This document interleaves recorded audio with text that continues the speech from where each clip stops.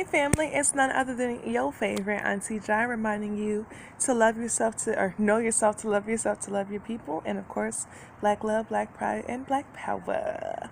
Anywho, I know it's been a minute. I'm not even going to explain myself. I'm just going to dive into it. We're going to talk about the separatist and individualistic mindset that the collective of African people seem to have. That is like extremely problematic. You know, we hear these college slogans being thrown around all the time. Oh, black people aren't a monolith, and oh, don't judge all of us by the actions of one of us, and do. That's just some bullshit. It really is. And I'm going to tell you how. Because of the fact that no other group of people operates that way for good reason. You know, it's very individualistic and very separatist, and it kind of creates room for separation and disassociation between communities and cultures. You know, a lot of times other people try to force onto black people ways of dealing with their problems and their oppressors and their enemies, the ways that they would never deal with them themselves. All right. You basically, but that's not how they deal with us either. You know, we have Europeans out here, you know, treating all Africans as if we're the same globally. You know, one black person does something that is frowned upon and we're all this way, etc. And we refuse to do them the same way. We don't even look at the majority of their collective actions the same way they look at the majority of our collective actions. We don't even do, you know, that much. We don't say, hey, you know, a lot of white people or a lot of non-black people, because it's not just white people, do this, that, and the third to us, then I'm going to see them all the same way. We don't do that. And it's harming us because it literally takes us back to Muhammad Ali's snake analogy. And many white people who mean right and in heart want to do right, but they're so few. If 10,000 rattlesnakes was coming down that aisle now, and I had a door here I could shut, and in that 10,000, 1,000 meant right. 1,000 rattlesnakes didn't want to bite me. I knew they were good. Should I let all these rattlesnakes come down, hoping that 1,000 get together and form a shield? Or should I just close the door and stay safe? I think that you understand? Viet Cong are not all bad, but America's still dropping bombs. In Hiroshima, Japan wasn't bad, but she still dropped the bomb. In Korea, they weren't bad, but they still dropped the bomb. So now I'm going to forget the 400 years of lynching and killing and raping and depriving my people of freedom, justice, equality, first fired, last hired, the lowest of low, last respected. And I'm going to look at 2 or 3 white people who are trying to do right and don't see the other million trying to kill me. I'm not that big of a fool, and I'm not going to deny it. I believe everything. And it's really that's really how we need to see things. And it's not how we're looking at things. So we're having people out here, one, thinking like an individual and separating themselves from their people, which is weakening our strength and weakening their strength, because alone as an individual, you are not strong enough to combat this world around us. You're not. You're only capable of being consumed by it and becoming dependent upon it by yourself. But the fact that I can't remember any names, they were just the Commodorsky kids, which was largely then used in exchange for the Latino kids. They had been othered.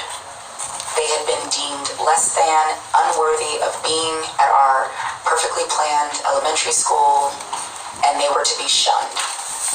So when you realize that you've been othered and you don't want to be othered, you want to assimilate. He was just doing his best to be seen. It was just at my expense. But we were in the same boat. We just didn't know it. So when he was like, Nikki, it was the white kids that joined in. And so he was seen.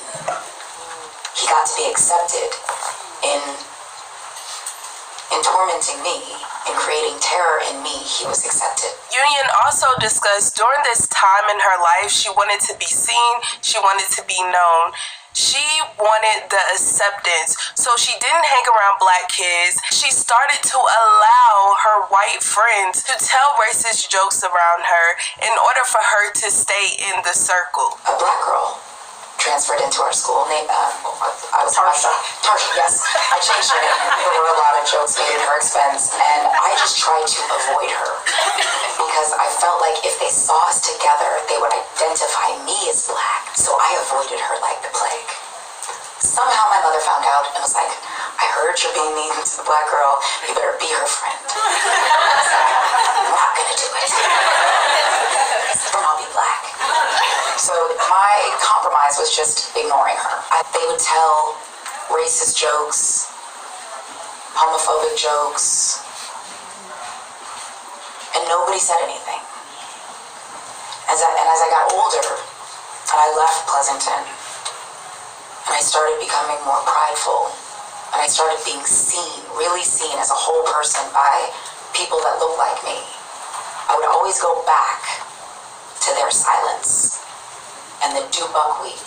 Gabrielle Union happens to be an all-star point guard and a year. As a united collective and seeing ourselves as such, we're able to accomplish so much more. So you see yourself as an individual, you've detached yourself, separated yourself from your community. Then on top of that, you're not seeing other communities and people that you interact with as a collective, and you're seeing them as individuals, yet you're ignoring all of the signs of their collective group mindset that comes along with them being a part of other cultures and communities. So that leaves you even more vulnerable as well, and it leaves you, it just don't make no sense. It don't make no sense, you know? Hush! It don't make no sense, all right? Think about it. When we see these videos of these nail salons and we see black women getting beat on, it's never just one person of the other ways beating on them. They're either getting jumped by the employees, who are typically families or just members of the same community, or the person who's doing the assaulting they may not pack them out, but they'll be around and they'll be ready to jump in if necessary, or they might do something to aid the situation. Fight, and then again, I knew it was only one boy there, and that was the only person there. He couldn't hold me. He's like littler than me. And well, it's fight, and then again, I knew it was only one boy there, and that was the only person there. He couldn't hold me. He's like littler than me, and that was only then when I seen like a little bit more of the video, and then people started coming around the corner. It was like they were like stuck and surprised and like looking all crazy, but they really didn't do anything. They were out to me instead of him. Yeah, they were grabbing you. So it was like they were like stuck and surprised and like looking all crazy, but they really didn't do anything. They were out to me instead of him. Arab man puts his hands on black man. They don't ever care the reason why they decide to put their hands on us, any kind of petty reason. But yet, look at how the other black men see this shit happening, and look at how they respond. But we just looked at how the rest of their people responded to two black women.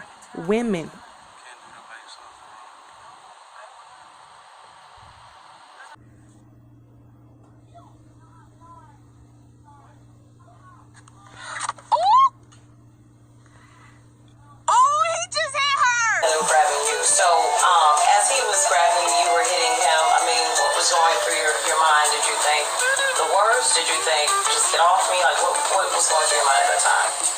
I was like, think he's gonna punch me. Handgun. When the woman attempts to dial 911, he puts the gun away and slaps the cell phone out of her hand. She strikes him, and then he punches her 5 times in the head before kicking the phone away. Police identified the man as 30-year-old Austin Shuffield. He's spit on me, like, Put me out.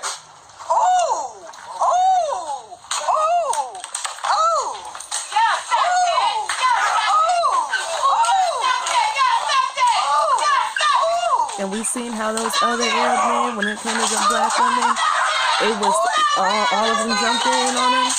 Where was all the rest of the black people to jump in on this Arab man that they seen actively spit in and assault this black man? what is he gonna do? do? Like, why do he have me? Like I'm scared. Like, why are you grabbing me?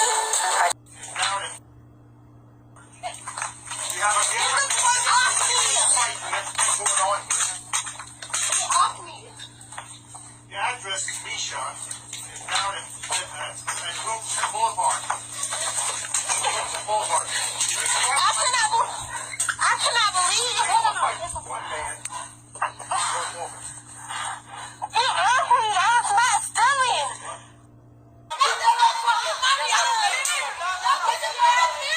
You can get my plate number. Shit!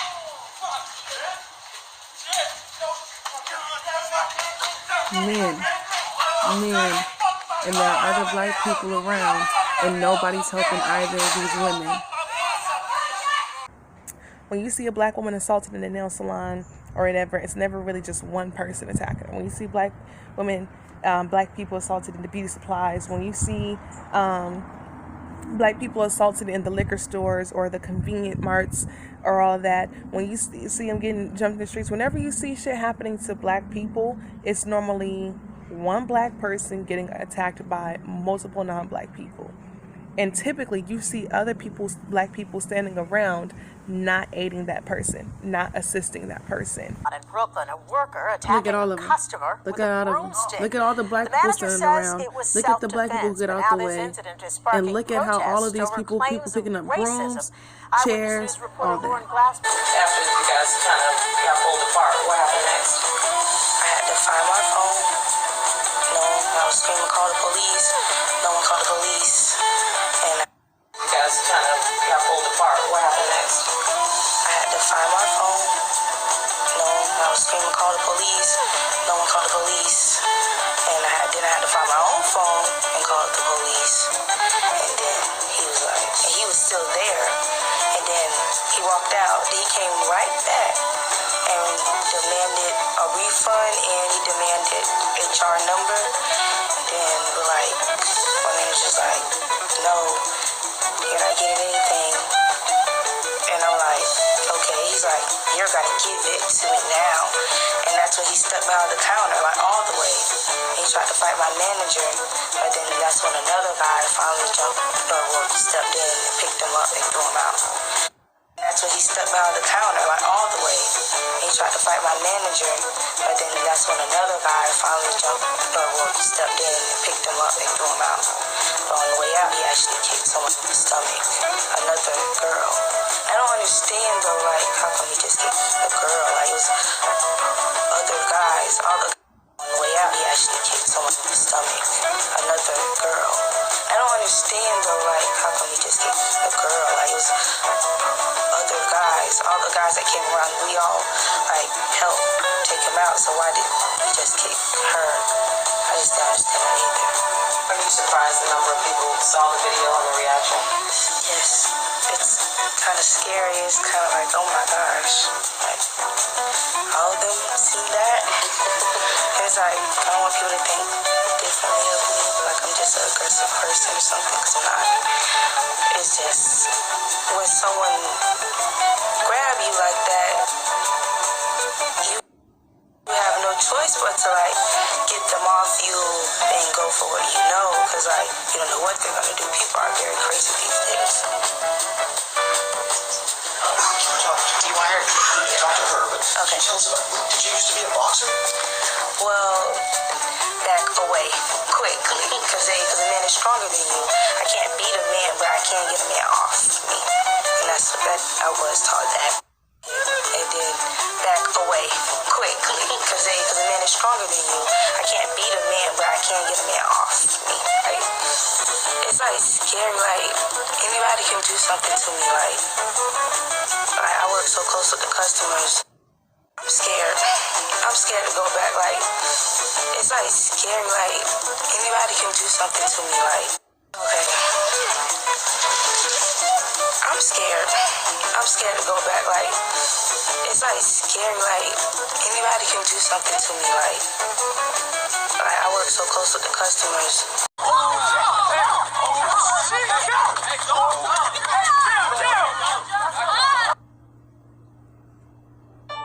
And that is an issue because we can see the difference in the community dynamics there. One group of people sees themselves as individuals, the other people see themselves as a community, as a collective.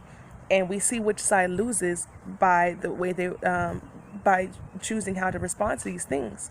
You know, when you see a young black girl, like 18 or something, getting snatched up by a white man over a fucking McDonald's counter, and she's flailing for her life, and she has a whole bunch of black people around her, and nobody helps her, you know, and as soon as, oh, she got it, oh, she left him with the companies or whatever, I could tell he wasn't really affected by that girl's hits. We didn't see no blood drawn, he didn't turn no colors or nothing, and the man was pale.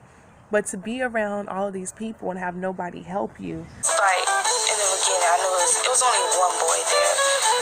And that was the only person there. He couldn't hold me. He's like little than me. And, well, it's like, in the beginning, I knew it was only one boy there.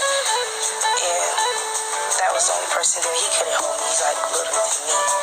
And that was only then when I seen like a little bit more of the video, and then people start coming around the corner. It was like they were like stuck and surprised and like looking all crazy, but they really didn't do anything. They were out to me instead of him. Yeah, they were grabbing you. So it was like they were like stuck and surprised and like looking all crazy, but they really didn't do anything. They were out to me instead of him. And in case you didn't know what had happened already, let's just watch how everyone responds.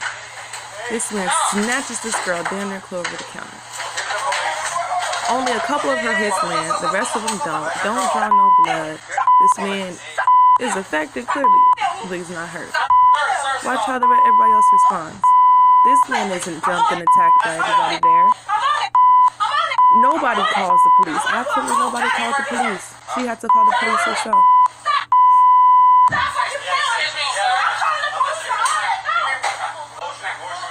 Look at the solidarity between non-black people. Gives them a full refund. I want her fired.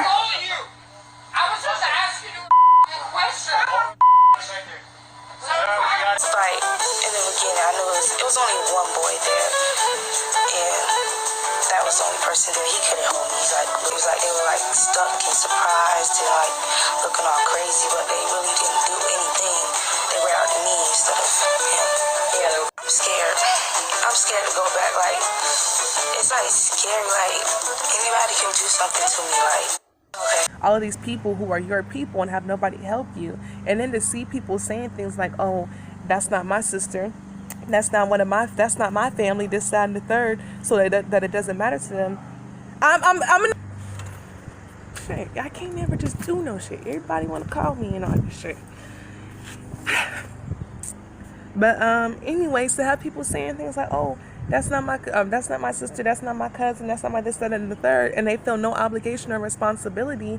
All that this is doing, this lack of community, this lack of a communal identity, is doing nothing but allowing our enemies to see us as even easier prey and even easier targets. It's letting them know, hey, you can do whatever to us, and the people around are not going to really feel any responsibility to the people that you're doing things to, you know? And what happens when it's your turn? What happens when it is, you know, maybe it was your sister who was getting fucked up, but you weren't home, you weren't there at McDonald's at that time and whatnot.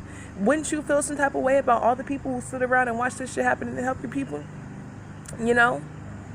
I don't know, maybe it's just the way I was raised. Maybe it's just the way that we get raised out here in the hood of California and shit, because a lot of shit, like, we really don't rock like that. I did not grow up like that. Not just with me and my family, but with me and other black people, period. Like, when I was in high school, and, you know, it started off between one black person and one Hispanic person at the after school at Narbonne. And it was, you know, black people would go to the McDonald's after school, and the Hispanic people would go to the rallies after school. And two of them got into it in the middle of the street, and then you see a whole bunch of Hispanic people coming to help the Hispanic person fighting the black person, and then the rest of the black people didn't just sit there. I was like literally walking up just as things were clearing, but the rest of the black people at McDonald's didn't just sit there and watch it happen and say, oh, that's not my friend, oh well. Everybody hopped up and we shut down the intersection, fucking shit up. You know, when same thing in middle school, when I was in middle school back in Compton, and some shit popped off. You know, we did not come to play when they're hoes. You know, and even the same thing with my siblings and stuff. We'll let somebody get on one, but as soon as somebody else try to jump in, oh, you gonna have to deal with all of us.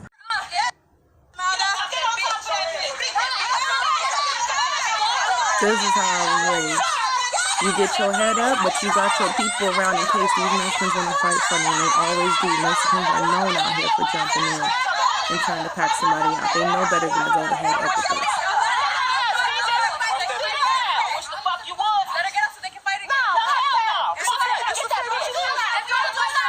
And if she was by herself, they would have jumped in.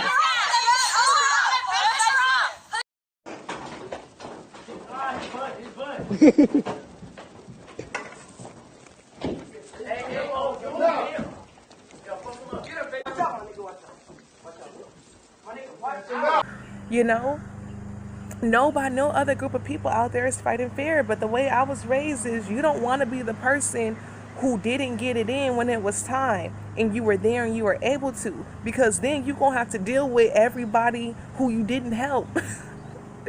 You know, let you be the person who sat there and decided to sit it out when shit hits the fan. And once the dust settled over here, you're being dealt with. And that's just how we was raised. And yes, we be like that with other groups of black people, but we also be like that. We have a sense of solidarity when it comes to non-black people too. And it's just something that, like, when I look at shit happening all over the United States and in different parts of Cali and whatnot and in different countries and shit, and I see what's going on, I'm like, where the fuck was y'all raised at? Like, what is going on here? Where is everyone's sense of loyalty? Where is everyone's sense of their people first? Why aren't people seeing these people?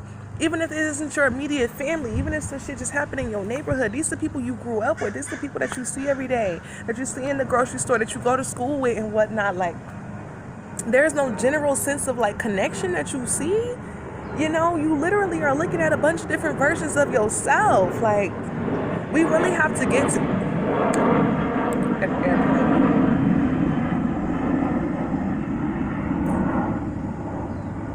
It's always something. We really need to get back to this point where we are our brother's keeper, you know, and we need to see each other as family.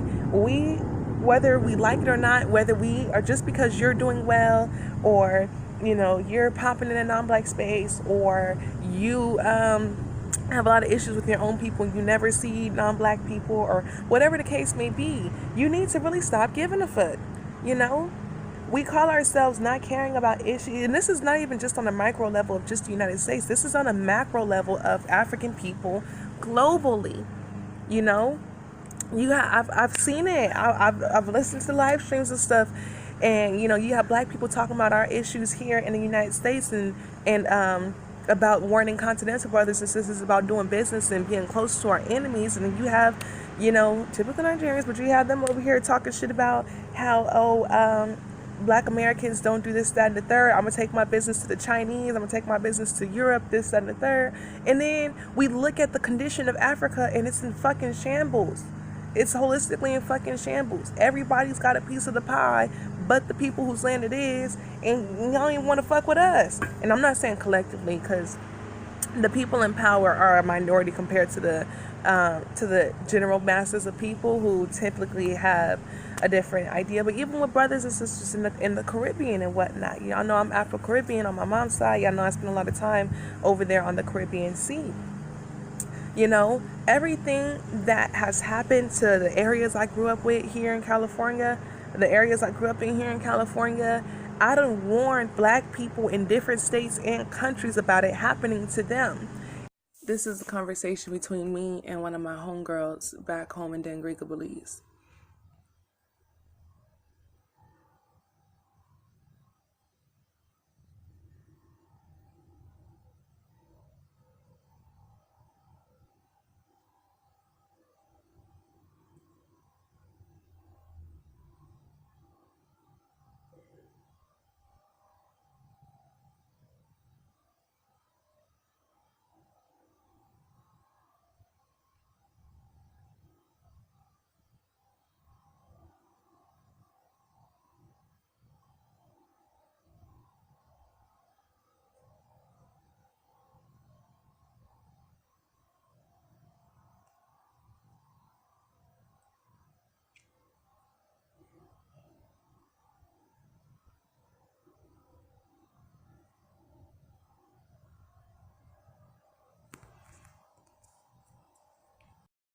and they're not listening to me. Oh, that's just you guys in the States. Oh, it's different over here. That's a Black American problem. And now when I talk to these people or when I go visit these countries and stuff, everything that I said would happen is happening. And they waited till it was too late because they didn't have this communal mindset of seeing us all as one global African whole. They saw themselves as individuals. They saw ourselves as individuals and whatnot. And they decided that our problems aren't their problems. And now they got the same problems we got.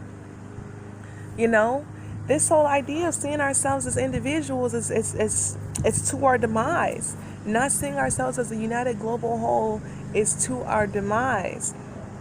And we're going to have to shift that. The way I see it is like this, because the way I was raised is, I don't give a fuck about what happened between you and your family. That's family. And when it comes to hitting these streets, that's how you operate. That's the code. I can't stand my sisters. I love them to death because they my sisters. You know, they stay in some bullshit. They stay doing fuck shit. They stay in some bullshit, you know. But no matter all the opportunities that I've had for, you know, like no matter how furious I get with my siblings, and they done some shit, y'all, but no matter how furious I get with my siblings, no matter what, I'm not gonna let nobody else fuck with them. My second youngest sister was hated by everybody because she kind of sucks, you know, and people that I was cool with coming up to me like, yo, man, I fuck with you, I respect you, etc., but your sister, man, I'm like, look, I know it's difficult, but I'm telling you right now, right or wrong, you put your hands on my sister, you gon' have to deal with me, and I don't want to have to fuck you up, so just don't even do it. Even though I wanted to fuck my own sister up time and time again. It's just the principle. It's just the code. We as family, we gonna have our internal problems, but when that don't leave no room for no outsiders to come in and fuck with us. We ain't playing that shit. I don't give a fuck if I talk to my sister crazy, which I don't. You can't do it. I don't give a fuck if I'd have nearly killed each and every single one of my sisters and cousins. And you can't. I don't give a fuck, because then I'm gonna have to nearly kill you. You know? It's just the way it's supposed to be. It's that code. And the thing is, I was raised that way. I was raised that way with my family. And as I grew within myself as an African person, and I strengthened myself in my African identity, I just extended my family. That is all. We have to see ourselves as one big family. Yes, we got dysfunction. Yes, we got our issues. Yes, we got our problems. Yes, we fight each other. However, when shit hits the fan and when the outside try to come and fuck with us, I don't give a fuck. You not finna touch my sister. You not finna touch my brother. You not finna come up over here at my family function and think you can do whatever without it being a problem. You're gonna have to answer to all of us. And that is the mentality that we need to have. Yes, we have a couple of token Negroes and coons and just retarded people out there who are out here just, oh my gosh, making it difficult. But we deal with them internally, and we still handle our enemies externally, you know? And that's just how it's supposed to be. That is how it's supposed to be. Think of it like this. Yes, we are individuals, but we are all parts of a grand whole.